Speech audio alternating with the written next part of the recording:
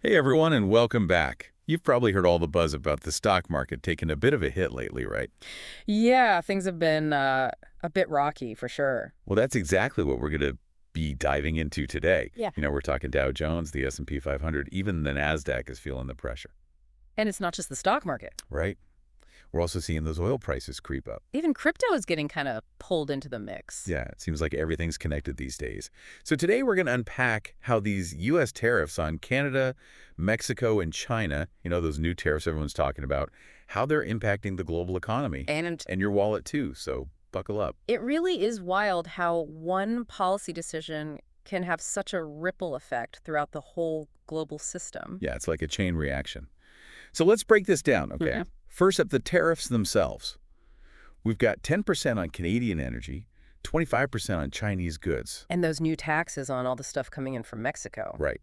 So can you explain to our listeners, like, what exactly is a tariff and why do governments even use them? Well, a tariff, you can think of it almost like a tax, Oh, but specifically on imported goods.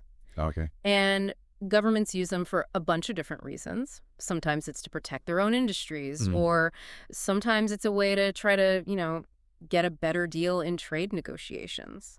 So it's not just about, like making things more expensive for us when we go to the store. There's like a whole strategy behind it. Oh, yeah, definitely. There's a lot of strategy involved. Okay. But the way the market has reacted, Yeah. maybe not so strategic.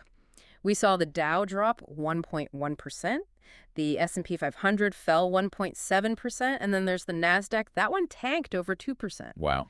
Now, those numbers might not sound huge on their own, Right. but it's a signal that investors are starting to get a little nervous. They're like hitting the pause button. Yeah, it's like everybody's kind of holding their breath, waiting to see what happens next. Okay, and what about the US dollar and crypto and all of this?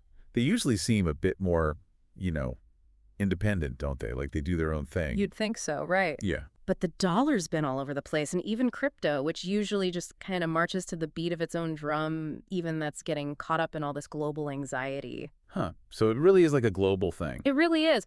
But what I think is really interesting is how other countries are starting to fight back. Oh, yeah. Like, take Canada, for example. They didn't waste any time. Right. They immediately retaliated with their own tariffs on U.S. goods, a total of $105 billion worth. Wow.